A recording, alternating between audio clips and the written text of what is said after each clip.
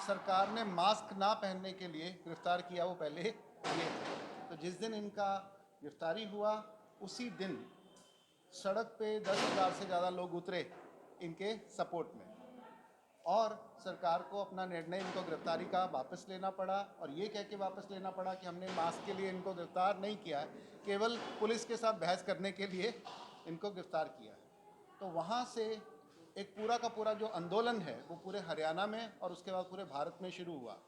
सबसे पहले कि जैसे कोरोना के बाद क्या हुआ कि सभी स्कूल बंद कर दिए गए, पार्लियामेंट बंद कर दी गई, सुप्रीम कोर्ट बंद कर दी गई, पर पॉलिटिकल रैली चालू थी और शेयर मार्केट चालू थी। तो इन्होंने निर्णय लिया कि समाज का जो स्कूल है वो खुलने चाहिए, ये स्कूल सरकार बंद नहीं कर सकती है, समाज का है। तो गांव में इन्होंने निर्णय लेके गांव के स्कूल को खुलवाया, क्योंकि गांव में गांव की चलती है, गांव का शासन है।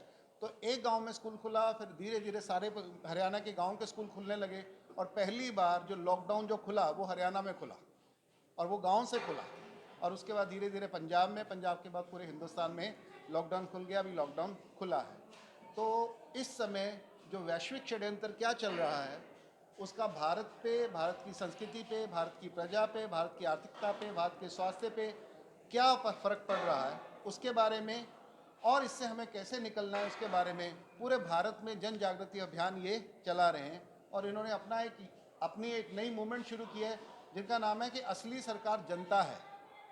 जो राजनीतिक पार्टियां हैं जिनको हमने चुना है, कभी ए चुने कभी बी चुने, वो सारी की सारी तो हमारी मैनेजर है। तो मैनेजर जो है वो मालिक के अनुसार चलना चाहिए, ना कि मालिक के ऊपर वो अपना हुक्म चलाए। तो डॉक्टर भलारा बाई चांस यहाँ आए थे, हमने प्रार्थना की कि आप यहाँ आइए। तो आप श्री ने इनको बोलने का, इनको सुनने का दिलचस्पी दिखाई और इजाज़त दी, उसके लिए हम शुक्रगुजार हैं। तो मैं डॉक्टर साहब से कहूँगा कि आप अपनी बात रखें, और हम चाहते हैं कि ये जो सारी की सारी मीटिंग है ये वार्तालाप में चले। तो आपके मन में जितने भी प्रश्न हैं तो हम अपनी सीमित जानकारी और सीमित बुद्धि से कोशिश करेंगे कि उन सवालों के बारे में अपनी समझ से आपके सामने रखें। जी शुरू करूं। आप सबको नमस्ते। मूलतः जैसा कि संजीव जी ने बताया, मैं एक शिक्षक हूं और 2012 में हरियाणा सरकार की नौकरी मैंने छोड़ दी थी। उसका कारण ये था कि एक तो हमने एक साइंस के ऊपर काम किया था, एक विज्ञान के ऊपर, कि जब हम 3 साल की उम्र में अपने बच्चे को स्कूल भेजते हैं और उसके बाद जब हम उसे कॉलेज में पढ़ा के बाहर निकालते हैं, 21 साल का जब वो हो जाता है, तो इस पूरे 18 साल में वो स्कूल उसको या कॉलेज उसे क्या करवाता है और उसके बाद वो समाज में बच्चा कहाँ स्थापित हो, इसके लिए कोई स्थान, कोई चर्चा, कोई जिक्र नहीं होता।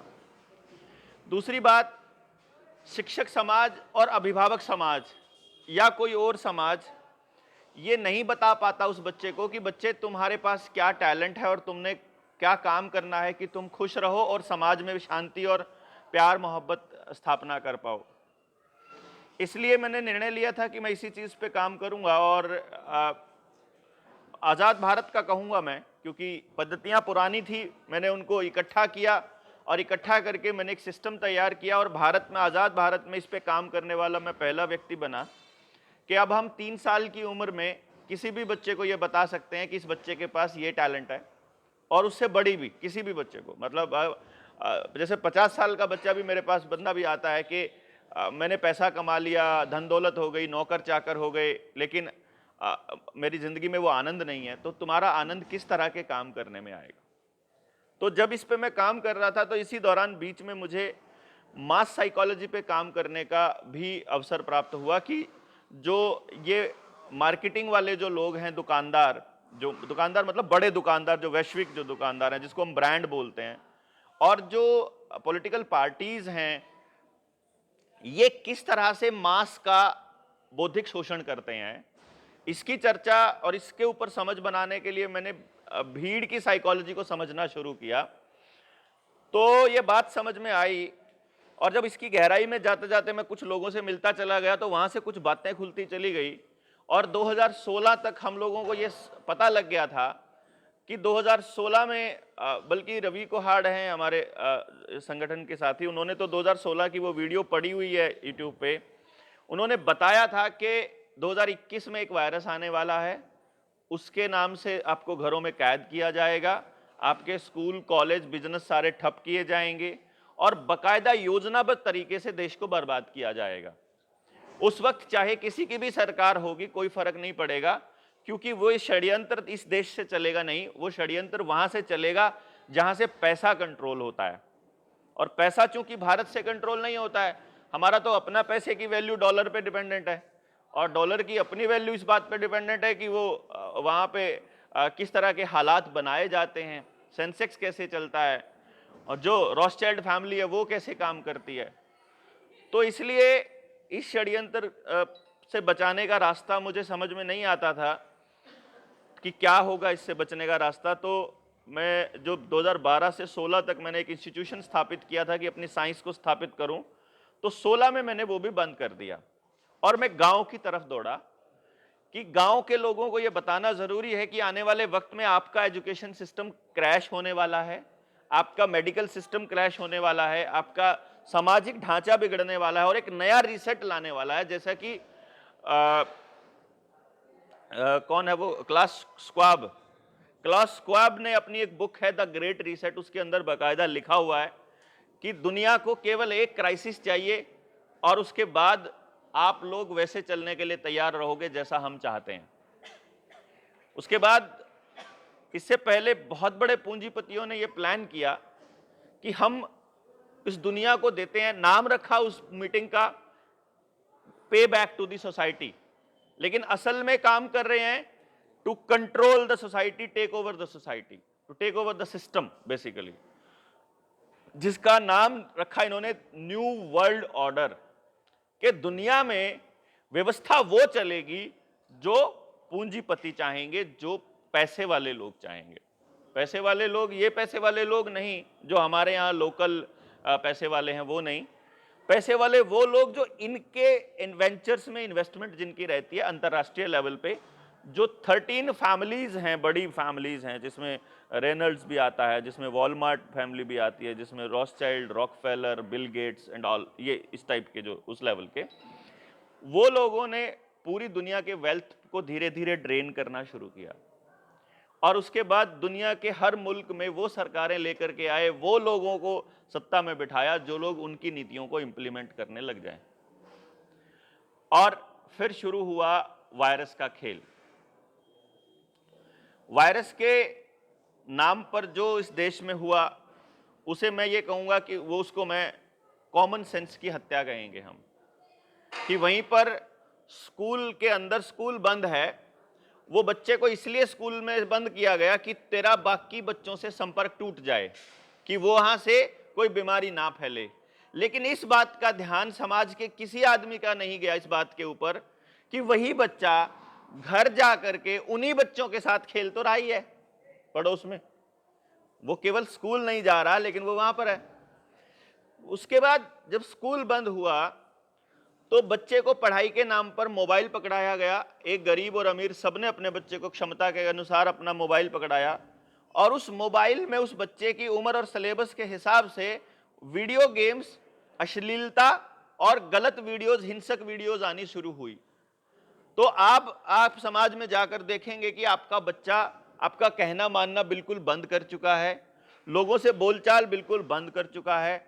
उसका, अगर मैं ये कहूं कि उसके जो मतलब जितने भी हार्मोन्स हैं, उनका जो हैप्पीनेस वाले जो हार्मोन्स हैं, उनके जो रिलीज है वो केवल और केवल मोबाइल गेम और वीडियो पे चल रहा है।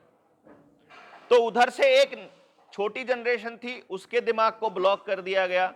बड़ी जनरेशन को इस बात पे ब्लॉक कर दिया गया कि आपके बच्चों की जिंदगियां खतरे में हैं। और इसके बैकग्राउंड में सेंसेक्स के माध्यम से कंपनियां जो हैं वो चढ़ती रही, बड़े वाली कंपनियां जो उनको चढ़ानी है उनकी वेल्थ बढ़ती रही, और हमारे जो लोगों की वेल्थ है वो घटती रही, आम आदमी की। संसद के अंदर संसद को बंद रखा गया, लेकिन ऑर्डिनेंस के जरिए नए नए कानून लेकर के आए। कृषि कानून इसका एक बहुत बड़ा एग्जाम्पल था। हमने कृषि कानून की वैधता के ऊपर सवाल उठाने की कोशिश करी, कि ये कृषि कानून असंवैधानिक हैं, तो हमने संविधान को जब पढ़ना शुरू किया और उसके बैकग्राउंड में गए और समझना शुरू किया, कुछ जो अच्छे तरह से इसके जानकार लोग थे, जब उनसे पूछा तो उन्होंने हमारे को वो क्लॉज दिखाए जिसमें ये लिखा हुआ था, आज नहीं, जिस टाइम पे हमारा संविधान बना उस वक्त ये लिखा हुआ है कि यदि देश के अंदर कोई प्राकृतिक आपदा, युद्ध, महामारी या ऐसा कोई सिचुएशन आ जाए जो एक्स्ट्रा ऑर्डिनरी कंडीशन है, तो उस वक्त ऑर्डिनेंस के जरिए देश के अंदर कानून लाए जा सकते हैं जो देश के लिए जरूरी हैं। हमने कहा फिर ये एक्स्ट्रा ऑर्डिनरी कंडीशन तो ले आए, तो कानून इसकी आड़ में पास करने शुरू कर दिए। तो इसका मतलब तो ये हुआ कि संसद के अंदर इन कानूनों के ऊपर बहस होनी चाहिए थी कि सरकार अपनी बात रखे, विपक्ष अपनी बात रखे, क्योंकि उसकी कमियां बताए, ताकि दुनिया को और समाज को पता चल सके कि यहां ये गड़बड़ है और आपको ये चीज जो है ऐसे नहीं करनी, इसके ये लाभ, ये हानि है। भाई हाँ, इसका मतलब ये असंवैधानिक है, चर्चा नहीं हुई है। लेकिन साथ ही साथ उन्होंने ये कहा, देखा जब संविधान के अंदर, तो उसमें मेंशन है कि यदि संसद के अंदर मेंबर अपनी सीट पर नहीं बैठे हुए हैं तो संसद में वोटिंग नहीं हो सकती बहस के ऊपर। और सोशल डिस्टेंसिंग के नाम पर क्या हुआ, पहली सीट जिसकी है वो हमारे प्रधानमंत्री के लिए होती है, दूसरी सीट गृह मंत्री के लिए होती है, तीसरी ऐसे ही वरीयता के हिसाब से चलती है। पहली सीट पर प्रधानमंत्री जी के अलावा बाकी जितने मेंबर ऑफ पार्लियामेंट बैठे थे वो सारे अपनी सीट पर नहीं थे, वो एक छोड़कर बैठे थे। जिसकी 2 नंबर सीट थी वो 3 पे बैठा है, जिसकी 3 नंबर थी वो 5 पर बैठा है। ऐसे करके जब कोई व्यक्ति अपनी सीट पर बैठा ही नहीं था, कोई मेंबर, तो वोटिंग ही नहीं हो सकती। इसका मतलब ध्वनि मत से ही पास हो गई। कि इसका मतलब उन सारी चीजों का ध्यान रखा गया था कि संसद चलानी होगी तो क्या करना होगा, मेडिकल लॉबी को कंट्रोल करना है तो क्या करना होगा, स्कूल बंद करने होंगे तो क्या करना होगा, अस्पतालों के साथ साथ आप अस्पतालों में किस तरह की गतिविधियां होंगी, आपके व्यवसायिक जो संस्थान है उनको किस तरह बंद किया जाएगा, आपके जो पूजा स्थल हैं उन पे किस तरह से बैन लगाया जाएगा। मतलब वो पूरा का पूरा, क्योंकि मान लीजिए हम लोग यहाँ बैठ के चर्चा करेंगे तो यहाँ वाले भी लोग भी आपस में बैठ के ये करेंगे कि हाँ यार, हम लोगों को तो कुछ नहीं हो रहा है लेकिन बाहर कुछ हो रहा है तो पता लगेगा, तो इसलिए सब कुछ बंद कैसे करना है। और इसके ऊपर षड्यंत्र आज का नहीं चल रहा है, इबोला नाम से पहले भी ट्राई हो चुकी है। इबोला नाम पे 2018 में यहाँ तक कि WHO को जो वर्ल्ड काउंसिल फॉर हेल्थ है, यूरोपियन काउंसिल फॉर हेल्थ है, उसने इसको फ्रॉड भी साबित किया था WHO को, कि WHO इज अ फ्रॉड संस्था। अब WHO को सोचने पे मजबूर किया।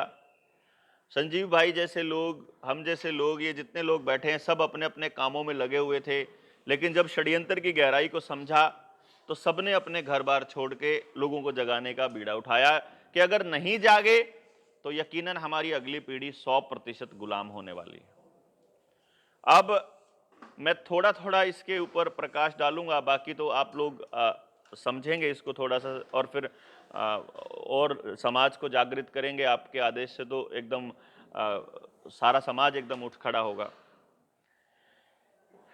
सबसे पहले हम लोगों को यह समझना पड़ेगा कि जो मेडिकल माफिया है, जो खाने का माफिया है, इंफॉर्मेशन सूचना प्रौद्योगिकी का माफिया है, क्या वो अलग अलग है या वो एक है। तो इसको समझने के लिए हमें जाना पड़ेगा यूनाइटेड नेशंस में। यूनाइटेड नेशंस ने एजेंडा 21 बनाया था काफी अरसा पहले, और बाद में वर्ल्ड इकोनॉमिक फोरम ने उस एजेंडा 21 को टेक ओवर कर लिया और उसका नाम रख दिया एजेंडा 2030। और 2017 में वर्ल्ड इकोनॉमिक फोरम के ट्विटर हैंडल पे एक वीडियो है, अभी भी पड़ी हुई है, उसमें बकायदा साफ लिखा हुआ है कि हम 2030 तक ऐसी दुनिया बनाने वाले हैं कि आपको खाना आपके घर पे ड्रोन के जरिए डिलीवर होगा, आपको फालतू नहीं जाना है कहीं पर भी। You will own nothing but you will be happy. आपका किसी भी चीज के ऊपर कोई मालिकाना हक नहीं रहेगा। और कई राज्यों में, जैसे हमारे हरियाणा में लैंड बैंक बन गया है और प्राइवेट प्रॉपर्टी एक्ट आ रहा है, जिसके जरिए आपका प्राइवेट प्रॉपर्टी पे हक खत्म किया जा रहा है। उसी सिलसिले में पहले झटके में वो ये क्या कर रहे हैं, अगर आपने घर में समर्सिबल लगाया हुआ है तो आपको साल का 10,000 रुपया देना पड़ेगा। अगर आपका 100 गज का प्लॉट है, मेरे हरियाणा में ये कानून लागू हुआ, हमने विरोध किया, वापस ले लिया, 1 हफ्ते के अंदर वापस ले लिया, लेकिन ये दोबारा आएगा। अगर आपका 100 गज का प्लॉट है तो आपको 1 लाख रुपया सालाना आपको उसका टैक्स देना पड़ेगा, प्रॉपर्टी टैक्स, यानी कि 10,000 रुपया। 100 गज के प्लॉट में 10,000 में तो हम किराए में रह लेते हैं, 10-15 हजार रुपए में तो किराए में ले लेते हैं ना हम लोग। इसका मतलब आप अपनी ही प्रॉपर्टी पर एज ए किराएदार हो गए। उसके बाद किसान का मैक्सिमम जमीन, मैं 99% कहूंगा तो थोड़ा सा ज्यादा हो जाएगा, मैं सेफ साइड रखने के लिए 95% कहूंगा तो गलत नहीं होगा, गारंटी है। 95% किसान की जमीन आज किसान क्रेडिट कार्ड के नाम पर लोन पे रखी हुई है। आप लोगों ने जितने घर लिए हैं सबके घर लोन पर हैं, मैक्सिमम लोगों के घर नहीं लोन पर होगा तो गाड़ी लोन पर है, गाड़ी नहीं होगी तो दुकान लोन पर है, कुछ ना कुछ आप यानी समाज का एक एक तबका इस टाइम लोन पर है, लेकिन कमाई के साधन बिल्कुल खत्म है। तो एक वक्त आएगा जब ये पूरा का पूरा समाज लोन पे करने की क्षमता में नहीं रहेगा, उस वक्त आपकी प्रॉपर्टी को टेक ओवर कर लिया जाएगा। एक एक करके प्रॉपर्टीज टेक ओवर करने का सिलसिला पहले भी होता रहा है, वो टेस्टिंग थी बेसिकली। पढ़ाई के नाम पर हमारे बच्चों को पढ़ाई नहीं मिलने वाली है फ्यूचर में।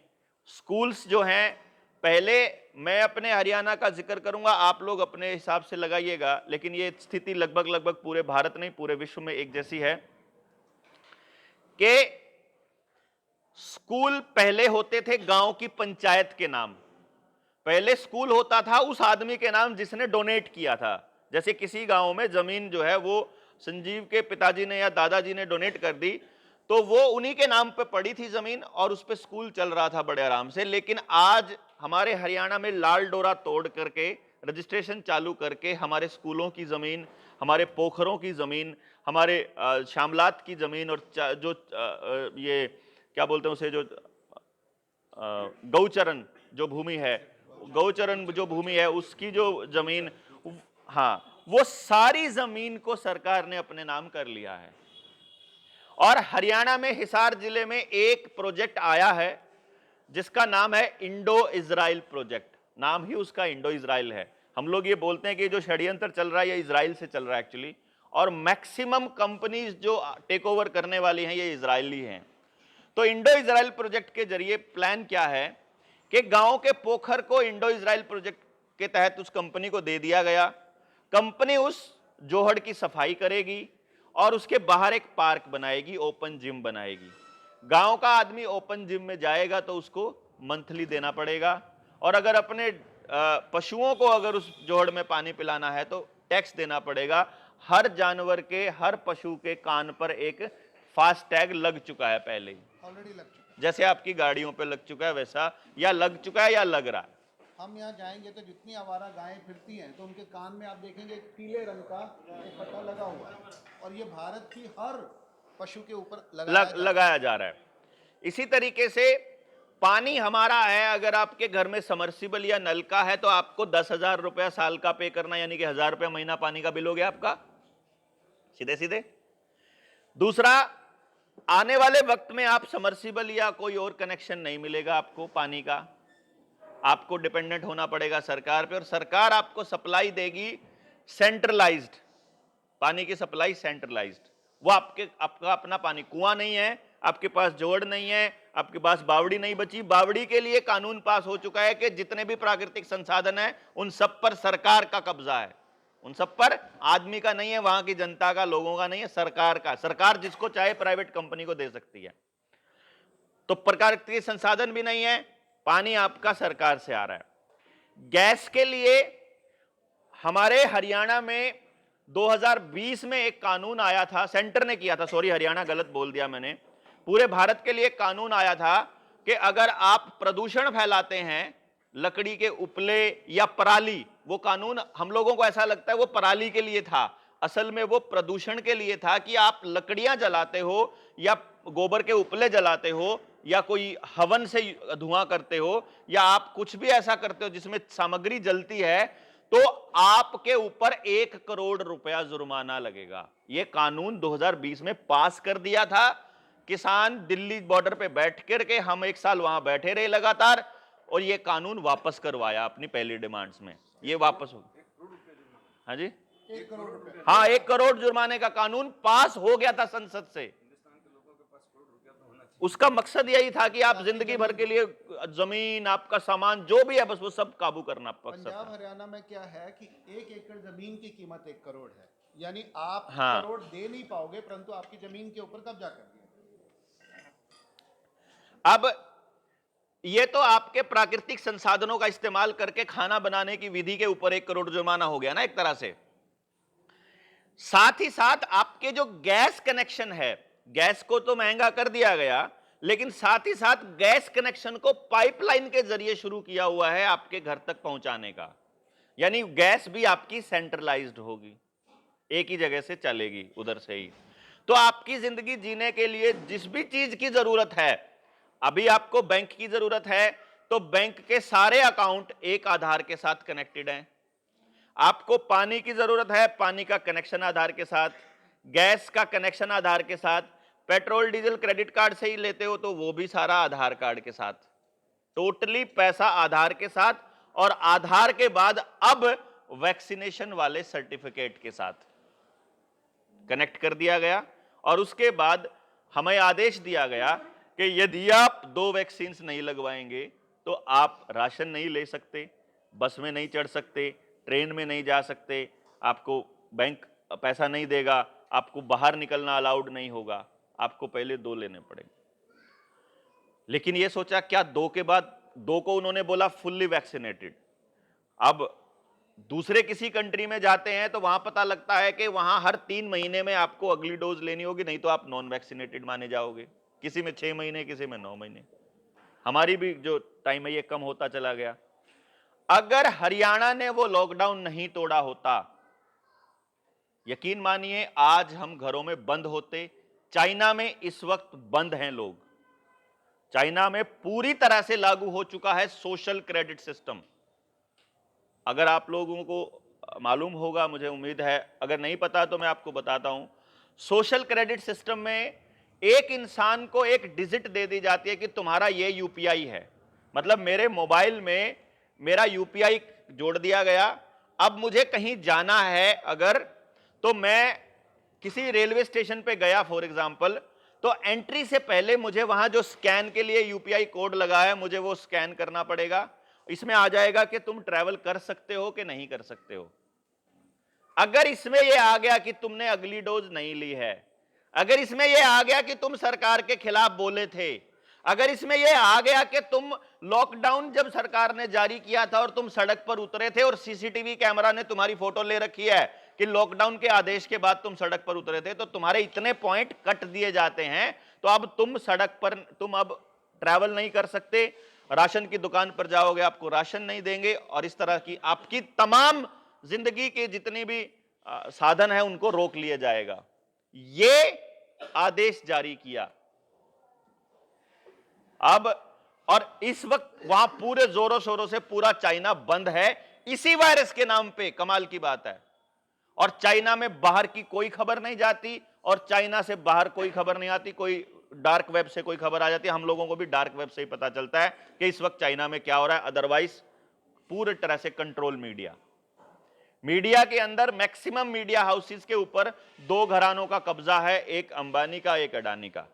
अडानी को पावर दे दिया गया है, अंबानी को रिटेल दे दिया गया है। वो रिटेल में जितना मर्जी कमाए और वो पावर में जितना मर्जी कमाए। उसके बाद ये तो एक तरह से मैं ये कहूंगा, ये तो नाम ले दिए मैंने, मोहरे हैं। अगर सही तरह से देखा जाए तो जितने भी करोड़पति उद्योगपति हैं हमारे देश के और दुनिया भर के, वो सारे के सारे उसी वर्ल्ड इकोनॉमिक फोरम के साथ कनेक्टेड मिलेंगे। आप चाहे फेसबुक का मार्क जुकरबर्ग देखिए, गूगल का सुंदर पिचई देखिए, आप महिंद्रा का महिंद्रा देखिए, आनंद महिंद्रा, आप टाटा का रतन टाटा देखिए। वापस एयर इंडिया वापस टाटा को देना भी इसी का खेल का षड्यंत्र है।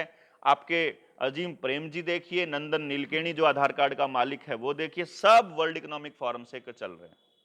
और इनका यह कहना है कि आपके समाज के अंदर 1-2 अंबानी मैं सिंबॉलिकली बोल रहा हूं, नाम नहीं बोल रहा हूं, यानी आपका एक लोकल अंबानी आपको दे दिया जाएगा, वही होगा आपका मालिक। जो राजा प्रथा थी, जो आपकी मतलब वो थी एक तरह से कंट्रोल सिस्टम कि एक ही जगह से आदेश होगा और बाकी के सब प्रजा होगी, बाकी के सबको ना जमीन का अधिकार होगा, ना खाने का अधिकार होगा, ना सड़क पे उतरने का, आजादी नाम की कोई चीज नहीं होगी, शिक्षा भी नहीं होगी। ये इस वक्त चल रहा है दुनिया के अलग अलग मुल्कों में। ऑस्ट्रेलिया के अंदर इस वक्त ये हाल है कि उनकी सरकार ने ये आदेश जारी कर दिया है कि यदि कोई सिटीजन अगर अगली डोज लेने से मना करता है तो उसके घर को सील करके, उसे घर से बाहर निकाल के उसका घर सील करने की परमिशन अथॉरिटीज को दे दी गई है। भारत के अंदर अलग अलग तरीके से, क्योंकि यहां इतनी सारी धर्म, जातियां, लोग, संप्रदाय रहते हैं कि सबकी अपनी अपनी मान्यताएं हैं, तो उसके हिसाब से लोगों में गतिरोध भी ज्यादा है। तो कंट्रोल करने के लिए इनको एक सूत्र में पिरोना जरूरी है। इसीलिए पहले दिन से हमारे देश में 2-4 नारे चल रहे हैं, एक देश एक टैक्स, एक देश एक इलेक्शन, एक देश एक, मतलब वन वर्ल्ड ऑर्डर की तरफ लेके जा रहे हैं, न्यू वर्ल्ड ऑर्डर, कि एक दुनिया में, एक दुनिया का एक ही धर्म हो पूरी दुनिया का, बाकी सारे धर्म उसी के अंदर समाहित हो जाएं, एक ही संसद हो पूरी दुनिया की, वहीं से सब कुछ चले, एक ही सिस्टम, एक बैंक हो पूरी दुनिया का, वर्ल्ड बैंक जिसे कहते हैं, वहीं से सब कुछ चले। ये वहां पूरी दुनिया के अंदर, ये भारत में ये चल रहा है। अब नया एक कानून आ रहा है जो कि आप सबके लिए सबसे ज्यादा चिंता का विषय है, सबसे ज्यादा, जिसका नाम है नेशनल हेल्थ बिल, राष्ट्रीय स्वास्थ्य विधेयक।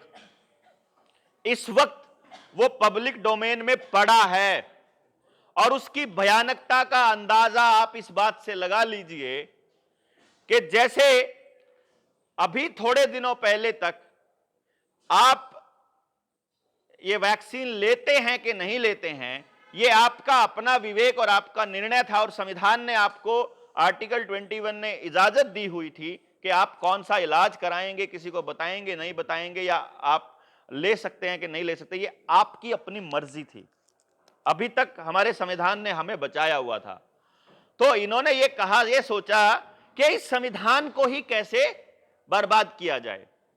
एक तो जनमानस के अंदर ये बातचीत फैला दो कि हमारा संविधान ही अंग्रेजों का बनाया हुआ है, हमारा संविधान ही बेकार है, हमारा संविधान किसी काम का नहीं है, इसको तो खत्म हो जाना चाहिए। एक तो ये बात फैला दो जिससे कि संविधान के लिए सिंपैथी कम हो जाए, और दूसरा, एक दो कानून लाने पड़ेंगे जिनके माध्यम से आपका संविधान को नल एंड वॉइड किया जाए। तो 2 कानून हैं जो आपको समझने होंगे। पहला है WHO की पेंडेमिक ट्रीटी। अगर उस ट्रीटी का समीक्षा भी पढ़ेंगे, मैंने एक पूरी वीडियो बनाई थी उसके ऊपर, उस समीक्षा में और उस पेंडेमिक ट्रीटी के अंदर अलग अलग क्लॉजेज में बिल्कुल स्पष्ट लिखा हुआ है कि यदि कोई देश इस ट्रीटी को, इस संधि को साइन कर देता है तो उस देश का संविधान नल एंड वॉइड हो जाएगा। और अभी तो हमें केवल एक बीमारी नजर आ रही है जिसके नाम पर हमारे ऊपर मैंडेट थोपे गए हैं। उसके अंदर, उस पेंडेमिक ट्रीटी में और पब्लिक हेल्थ बिल में एक लिस्ट है नीचे 42-50 बीमारियों की, आखिर के पेज के ऊपर, जिसमें डेंगू भी है, बुखार भी है, जुकाम, इन्फ्लुएंजा भी है, खांसी भी है। यानी आपको खांसी हो गई तो आपको क्वारंटाइन किया जा सकता है, यह बकायदा उसके अंदर मेंशन्ड है। यानी कि कितनी सख्त हमारे ऊपर पहरेदारी होगी इसका अंदाजा हमें नहीं हो रहा है। नेशनल हेल्थ बिल क्या कहता है कि आपके शरीर के अंदर कोई वायरस है, इस बात का केवल शक हो जाए, पुष्टि नहीं, केवल शक हो जाए, तो सरकारी अधिकारी बिना किसी कोर्ट के वारंट के आपके घर में घुस सकता है, आपकी जबरदस्ती जांच की जा सकती है, आपको जबरदस्ती कोई भी टीका दिया जा सकता है इलाज के नाम पर, और आपको उठाकर क्वारंटाइन भी किया जा सकता है। आपको हमको, आपको, आपकी बहू बेटी को, किसी को भी। साथ के साथ उसमें यह मेंशन्ड है कि आपके घर का कोई सामान यदि वायरस फैलाने का खतरा है तो उस सामान को नष्ट किया, तोड़ा, जलाया भी जा सकता है। यहां तक कि आपका घर और आपकी खड़ी हुई फसल और आपके पशुधन भी उसमें बाकायदा लिखा हुआ है। तो स्थिति की भयानकता का अंदाजा हमें इस बात से हो जाना चाहिए कि भविष्य में हालात कितने खतरनाक हो सकते हैं यदि हमने अभी से इसके ऊपर चर्चा करके बोलना और लिखना शुरू नहीं किया तो पिटीशन भी जारी की। डॉक्टर माया वलेचा ने शुरुआत किया इसका और वो पिटीशन पूरे भारत में घूम रही है। जो भी लोग हैं जिनको ये बात समझ में आती है कि स्थिति की गंभीरता कितनी है, वो लोग इसको साइन कर रहे हैं, दूसरे लोगों से साइन भी करवा रहे हैं कि उस पिटीशन में लिखा हुआ है कि हमें ना तो WHO की ट्रीटी चाहिए, ना हमें तुम्हारा ये नया हेल्थ का कानून चाहिए। हमारे देश में अलग अलग जगह पे अलग अलग वनस्पति हैं, इसलिए अलग अलग बीमारियां हैं, तो उस जगह के हिसाब से वहां की वनस्पति वहां की बीमारियों का इलाज करने में सक्षम है। अपने देश की सबसे बड़ी खूबसूरती यही है कि यहां समंदर भी है, रेगिस्तान भी है, पहाड़ भी है, जमीन भी है। जैसा आपको मौसम पूरी दुनिया में चाहिए वो अपने देश में अवेलेबल है। इसी वक्त कहीं बर्फ भी पड़ी हुई है और इसी वक्त कहीं बारिश चल रही है और इसी वक्त कहीं सूखा पड़ा हुआ है। सब कुछ यहां एक ही टाइम पे चल रहा होता है। तो ऐसे देश के अंदर इतनी वनस्पतियां हैं।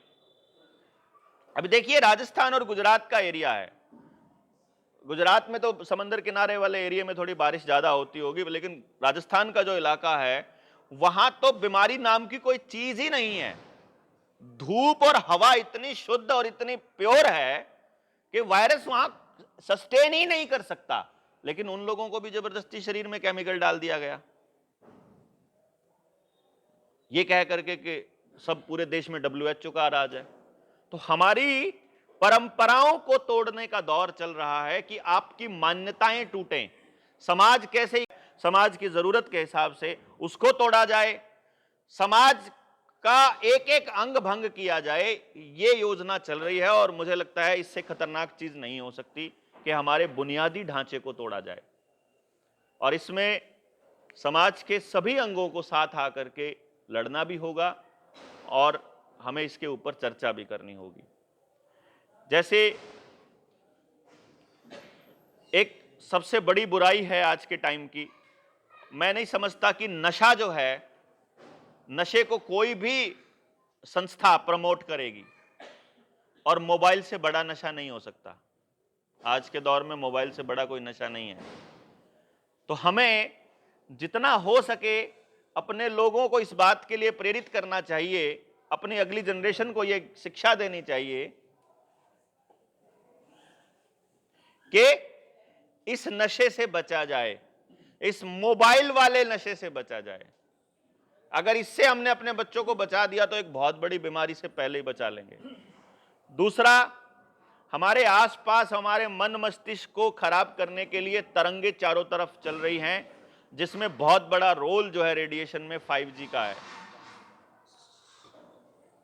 5G की रेडिएशन हमारे शरीर और हमारे दिमाग पर क्या असर डालती है, इसकी कोई रिसर्च हुए बिना हमारे देश में 5G को मान्यता दे दी गई। बहुत से देशों ने, एविएशन सेंटर्स ने अपने एयरपोर्ट के ऊपर, अमेरिका ने 5G लगाने से मना कर दिया कि इससे खतरे हैं, इससे बहुत ज्यादा समस्या है, तो इसलिए हम इसको नहीं लगाएंगे। हमारे यहां इसके ऊपर 2010 के बाद कोई रिसर्च नहीं हुई 12 साल में, और 2010 में तो 2G था। तो एक ये दूसरा बड़ा खतरा है। तीसरा बड़ा खतरा है कि जैसे हमने संसाधनों पे बात करी कि संसाधन आपके इनके काबू में हो जाएंगे, ऐसे ही आपका बीज बचाने का ये दौर है। बीज, लोगों को लगता है मैं फसलों के बीज की बात कर रहा हूं, जबकि मैं पूरे बीज शब्द की बात कर रहा हूं। खेती का 100% बीज आज के टाइम बाजार पर निर्भर है, और बाजार कौन सा? वही बाजार जो अंतरराष्ट्रीय षड्यंत्र काबू करता है। अभी हमारे यहाँ खेतों में पेस्टिसाइड पड़ते हैं, पेस्टिसाइड पड़ने की वजह से जमीन हार्ड हो जाती है, तो पानी नीचे नहीं जाता, तो अंडरग्राउंड वाटर नीचे नहीं चला जाएगा, तो अंडरग्राउंड पानी चला जाएगा तो पानी की स्कैरिसिटी आएगी, तो फिर वही देश के हालात होंगे। तो प्राकृतिक खेती की तरफ जाना, पशु आधारित खेती की तरफ जाना हम लोगों को, मुझे ऐसा लगता है, अगले समाज की जरूरत बनेगी और एक तरह से ये होना भी चाहिए। खेती का बीज पूरा का पूरा उसी अंतर्राष्ट्रीय षड्यंत्र के काबू में है। हमारे पशुओं का बीज भी 40-50% को छोड़ दें तो 60-70% जो है पशुओं का बीज भी वहीं से कंट्रोल हो रहा है, और लगभग 30-40% बीज इंसान का भी आज आईवीएफ सेंटर के थ्रू ही कंट्रोल होता है। आपको जानकर हैरानी होगी, आईवीएफ सेंटर में पहले वो लोग स्पर्म डोनेट करवा लेते थे और अपने परिवार के स्पर्म्स का इस्तेमाल कर लेते थे, लेकिन आज वो बंद कर दिए गए। केवल कंपनी से आया हुआ बीज ही इस्तेमाल होगा, आपका बीज इस्तेमाल नहीं होगा। यानी मानव जाति का मानव जाति इतिहास बन जाएगी, इस तरह के हालात होने वाले हैं। और कुछ लोग ही इसके ऊपर कंट्रोल करने की कोशिश कर रहे हैं। यह बहुत खतरनाक है। ऐसा परसेप्शन बनाया जा रहा है कि सारी समस्याओं की जड़ जनसंख्या है। ऐसा परसेप्शन बनाया जा रहा है कि जनसंख्या कम होनी चाहिए, लेकिन यह कौन बताएगा कि कौन पहले मरेगा? यह कौन बताएगा कि किसको पहले जाना है? यह तय करने वाले वो अंतरराष्ट्रीय गिरोह कौन होता है? वर्ल्ड इकोनॉमिक फोरम कौन होती है? यह सवाल समाज के सामने आज खड़ा हुआ है। तो आज मुझे लगता है कि हम लोग इकट्ठे होकर के अपने समाज को जगाएं, अपने आसपास अपनी एक टोली, अपनी एक टीम तैयार करें। आप जी आदेश दें जैसा भी अपने समाज को, कि कैसे रेडिएशन फ्री समाज बनाएं, समाज में बच्चों को कैसे उतारें और समाज के लिए उपयोगी कैसे बनाएं, कैसी शिक्षा की जरूरत है, ये बात समाज तय करेगा। जैसे से जो बिल आपका जो ऑर्डर है वो भी एक रोबोट लेता है, आपको देता भी रोबोट है और आपका पैसे भी रोबोट लेता है। तो रोबोट जो जिस काम के लिए डिजाइन किया जाएगा रोबोट वो करेगा। अब सवाल ये नहीं है कि रोबोट करप्ट होगा या नहीं होगा। क्या सरकार करप्ट हो सकती है? उसका कंट्रोलर करप्ट हो सकता है, जो उसको कंट्रोल करता है। सवाल ये है कि क्या कंट्रोलर जो है, क्या वो जो साइंटिस्ट है, क्या वो कंपनी है, क्या वो सरकार है, क्या वो जज है, क्या वो व्यक्ति है, वो करप्ट हो सकता है? तो करप्ट करने की महाराज साहब 4 ही तो सिस्टम है। मैं एक छोटी सी बात साथ में जोड़ देता हूं कि भारत दुनिया में मानव जब से धरती के ऊपर आया तो सबसे कमजोर जीव के रूप में आया, क्योंकि जानवरों की तरह, चीते की तरह ना वो भाग सकता है, चील की तरह ना वो उड़ सकता है।